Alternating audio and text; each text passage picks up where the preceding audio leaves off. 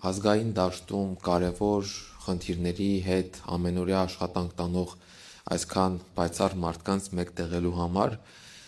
եւ հնարավորություն ընձեռելու համար, որպեսզի ինչ-որ առումով նաեւ կարողանանք 1-2 օրվա ընթացքում համադրել ջանքերը, մտքեր փոխանակել եւ պլանավորել նաեւ հետագա մեր անելիքների տեսլականը։ Այս առումով շնորհակալ եմ եւ անցնելով հարցին մի ելակետից կուզենայի, որ մենք առաջնորդվենք, որ եթե նախորդիվ Արցախյան հիմնախնդրի հարցում հայկական օրակարգը առաջ մղող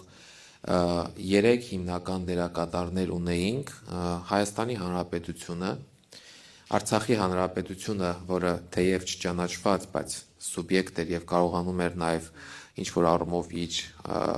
խողովակներով հարցը առաջ մղել եւ իհարկե հայկական Սփյուռքը։ Եվ ցավոք սրտի այսօր մենք ունենք մեկ հիմնական դերակատար, դա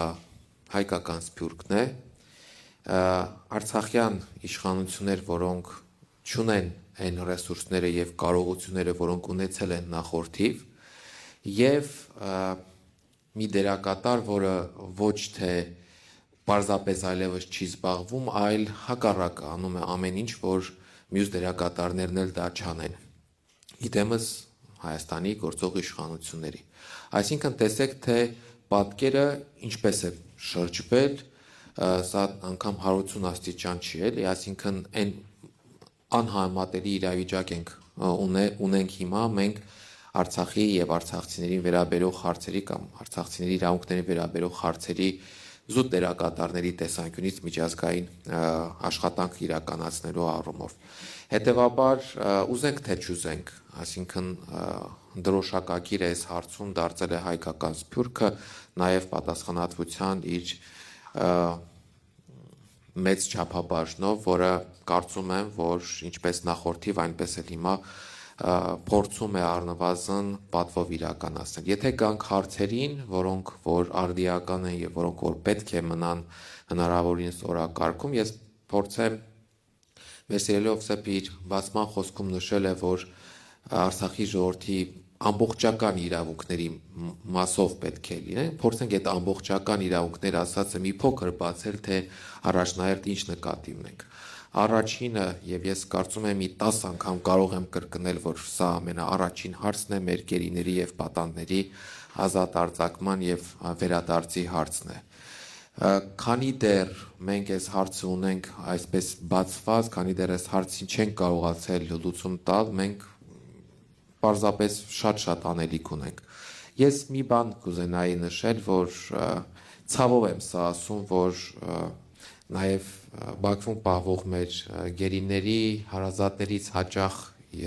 լսում ենք նաև այն կարծիքը, որ իրենց կոմունիկացիայում մեր գերիների հետ լսում եմ, որ ինչ է մեզ, ինչ եք մոռացության մատնել կամ ինչի չեք պատշաճ կերպով աշխատանք իրականացնում։ Սա մեսիջ է, որ գալիս է նաև դեպի մեզ Բաքվից։ Սա պետք է շատ լուրջ ընդունել, խնդրում եմ, այստեղ ներկա բոլորը, մենք սա շատ լուրջ պետք է ընդունենք,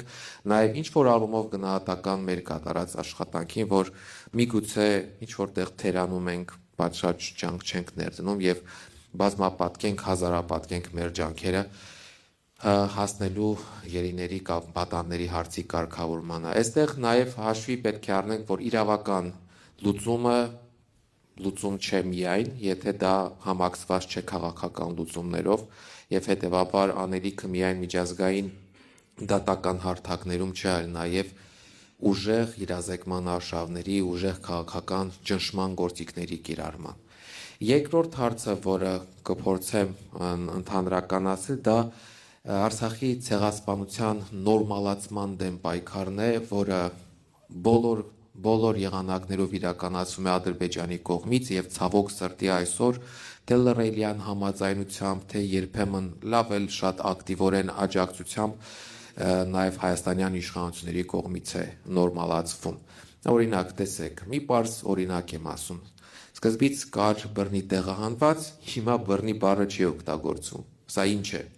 Սա ինչ է, այսինքն անգամ խոսույթի տերմինաբանության մակարդակում տեսնում ենք, որ հայաստանյան իշխանությունների կողմից եւս նորմալացում է իրականացում։ Պարզ է, որ բոլորին ձեռնտու կլինի միջազգային հարթակում այդ նորմալացումը, եւ միայն հայկական կողմը պետք է ամեն ինչ անի, որպեսզի դա ցեղասպանությունը կամ էթնիզիտումը մոռացության չմատնվի եւ պահանջատիրությունը շարունակվի։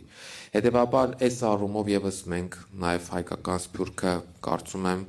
արցախյան իշխանությունների, արցախցիների հետ ոչ միայն ազգային շրջանակների հետ կարևոր հանելիք ունի, սրա մասին նույնպես ուզում էի նշել, մոռացությունը միշտ փորձ է կատարվելու անել, բայց նորմալ աշխատանքի դեպքում կարելի է դրան հակադրվել։ Մյուսը, որ ամենակարևորներից մեկն է, դա փորձել անել ամեն ինչ, որ արցախցիների ներկայությունը պահպանվի Հայաստանի Հանրապետությունում, որովհետև ի վերջո իրավունքների առաջ մղման համար կարևորագույն նախադրյալներից նա է, որ ինքնակազմակերպված, ամուր, արցախյան,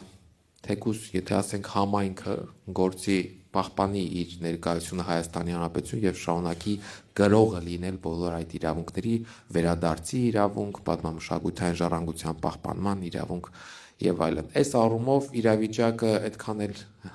բարվոք չէ, սոցիալ-տնտեսական ինտեգրման հետ կապված լրջագույն խնդիրները Հայաստանի Հանրապետությունում միաթիվ 25000 շահառու ընտանիքներից, տեղանված ընտանիքներից 2500-ն է, որ 2.5 տարվա ընթացքում կարողացել է տնավորվել, այսինքն ունենալ երկարաժամկետ կեցության կարգավորում։ Ատելության խոսքը, որի ամենավառ դրսևորումներին վերջին օրերին մենք ականատես ենք եղել եւ ցավոք սրտի նախընտրական փուլում անընդհատ նորից տեսնելու ենք եւ սա ուղղորդված է մի գրամ արդեն կասկած չկա, որ իշխանական կողմից է գալիս, մետրոյի դեպքը դրա բառ ապացույցն է, վստահ եմ, որ բոլորդ ուշով հետևում եք եւ տեղյակ եք այդ դեպքին, եւ այս մթնոլորտը գումարած սոցիալ-տնտեսական խնդիրները ենթագիտակցորեն մարդկանց մղում են դեպի այլ երկրներում հնարավորություններ փնտրելու ճանապարհին, որը շատ վատ տեղ է տանելու, այսինքն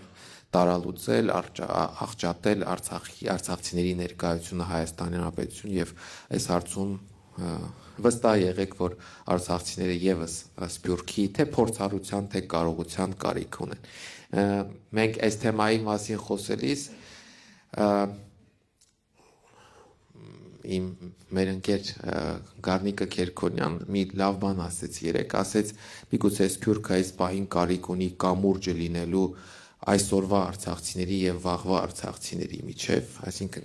ինչ սա նկատի ունենք, հուսահատությունը, հուսալուկությունը, որ շատ հաճախ պատմում են արցախցիներին եւ ասեմ դա ամեն օր մարդկանց մեջ սպանում են վերադարձի հույսը Հայաստանում, այդպես է, ամեն օր մատուցվում է իրատեսության սառը ուտեստը, դա այդպես է, մոռացեք, տնավորվեք, այդ դիլեման, որ ձևավորվել է վերադարձ կամ ինտեգրում, դա կեղծ դիլեման, որ անընդհատ նաև պետական մակարդակով մատուցվում է արցախցիներին։ Եվ այո, սփյուռքը իր փորձառությամբ, որպես պահանջատեր, որ արդեն դարից ավելի շարունակում է պահանջատերը լինել հայկական իրավունքների, նաև աջակիցը պետք է լինի, որ այդ հուսահատության ալիքը չվերցնի արցախցիներին եւ կարողանան ավելի երկարաժամկետ պայքարի պատրաստ լինել եւ այդ հարցում միանշանակ նաեւ աջակից լինի արցախյան ինստիտուտներին, դրանց պահպանմանը եւ տեսլականի ձևավորմանը, կարողությունների զարգացմանը։ Այս 3 հիմնական ուղղություններն էր կամ հարցերն էր, որ ուզում էի անպայման ընդգծել։ Բոլորի ուղղությամբ էլ աշխատանք տարվում է։ Չենք կարող ասել, որ այս թեմաները Սփյուռքի օրակարգում չեն եղել եւ այսուհետ պետք է, բայց կարծում եմ, որ ինչ որ առումով վերարժևորման, ջանքերի ինտենսիվացման կարիք ունենք։ Շնորհակալություն։